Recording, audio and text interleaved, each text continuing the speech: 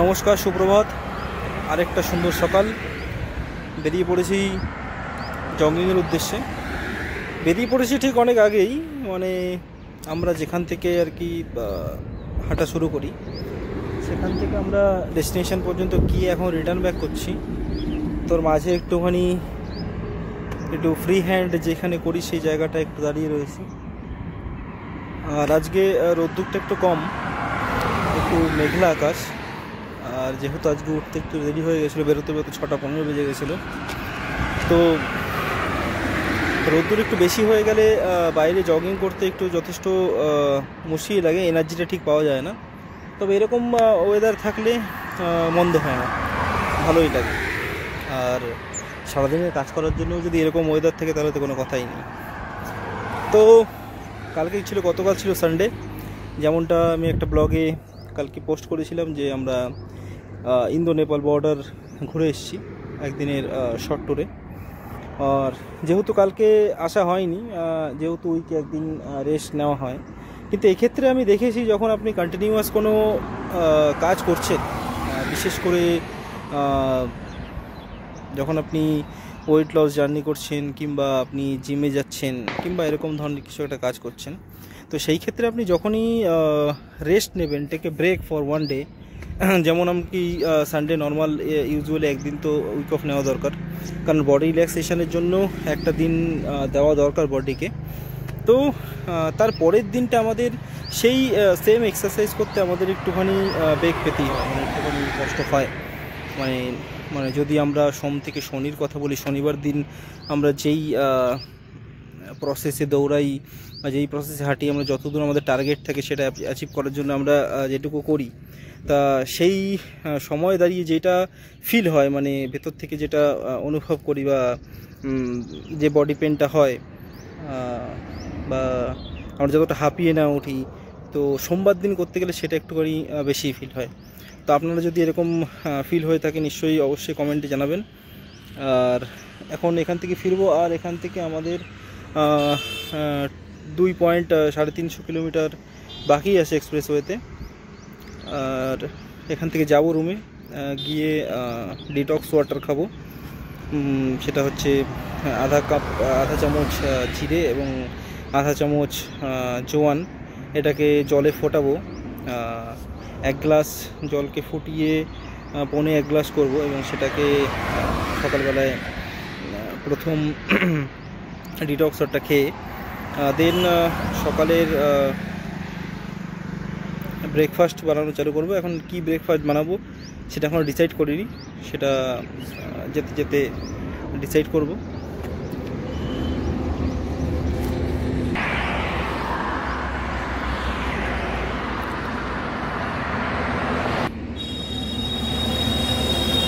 কি মনোরম মনমুগ্ধকর দৃশ্য সকালবেলায়, এটা আপনি সকাল 10টার পর উঠলে পাবেন না। এরকম স্নিগ্ধ সুন্দর শান্ত পরিবেশ, পাখির আওয়াজ তো আজকাল শোনাই যায় না, তাও এদিকে এলে একটুখানি পাখির কিচকিচ শোনা যায়।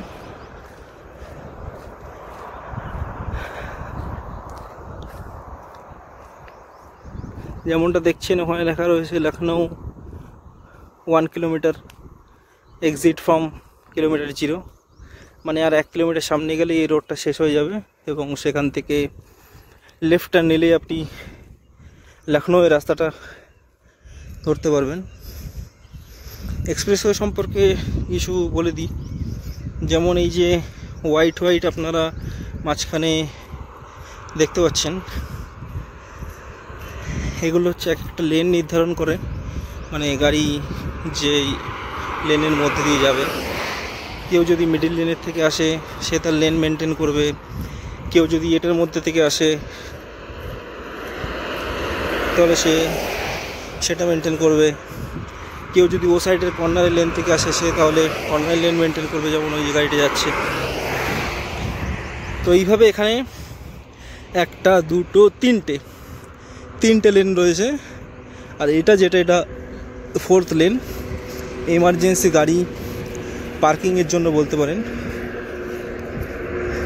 মানে কোনো গাড়ি হঠাৎ করে যদি ব্রেকডাউন হয় বা কিছু হয়, সেক্ষেত্রে সে সাইডে গাড়ি পার্কিং করতে পারে।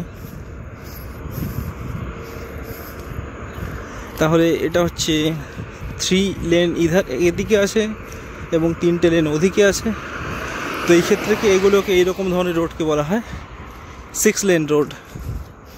আর যেখানে দেখবেন এরকম পট্টির মতন দাগ দেওয়া লেন দুটো রয়েছে আর অপর দিকেও দুটো রয়েছে, তখন তাকে বলা হয় 4 লেন রোড। দেখুন এক্সপ্রেস হয়তো বিভিন্ন ইউজারদের ইনফরমেশান দেওয়ার জন্য যে কীভাবে রোডে গাড়ি চালাবেন বা কত স্পিড মেনটেন করবেন, তার জন্য এরকম বোর্ড লাগানো থাকে, ডিসপ্লে বোর্ড বলা হয়, ইলেকট্রনিক ডিসপ্লে বোর্ড।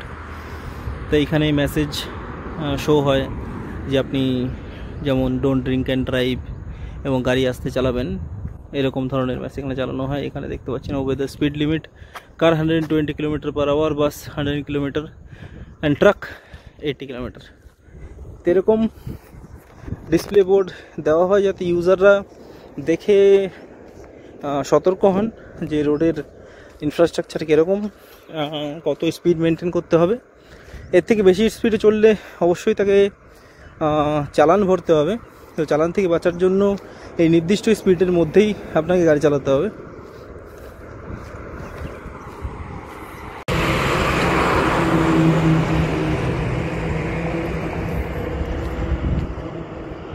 আজকের ওয়েদার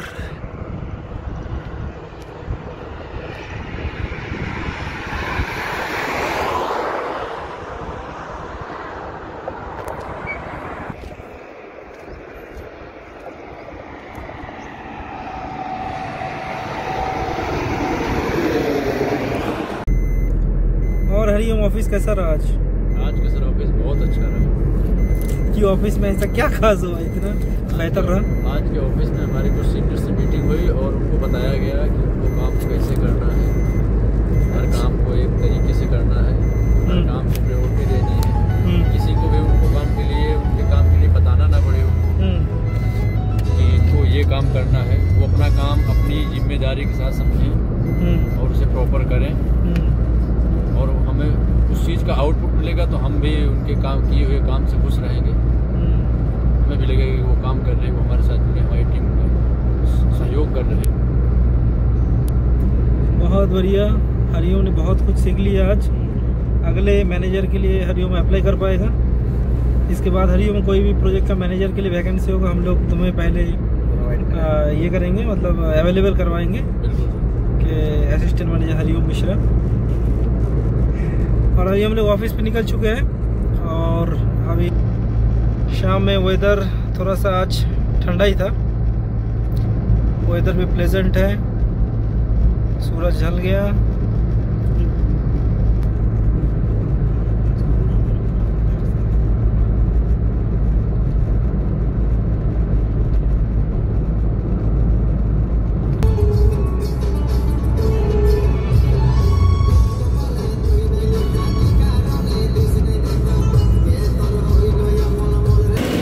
আমরা পৌঁছে গেছি আরাধ্যা টি স্টল,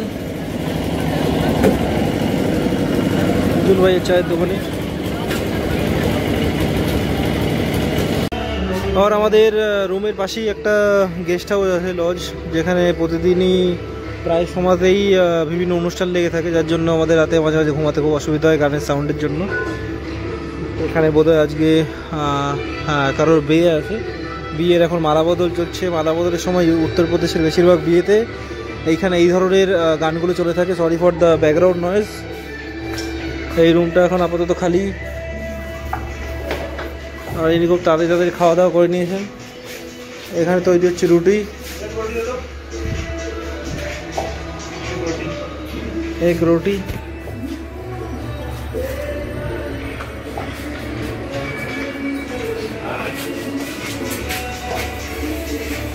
সবজিতে আজকে কি এটা বিনস, আলু।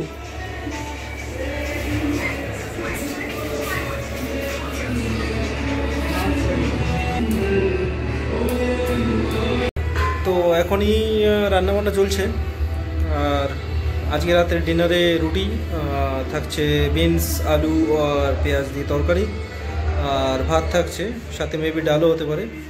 তো এখন বাজে রাত্রি 9টা, এখন আইপিএলের ম্যাচ দেখা চলছে।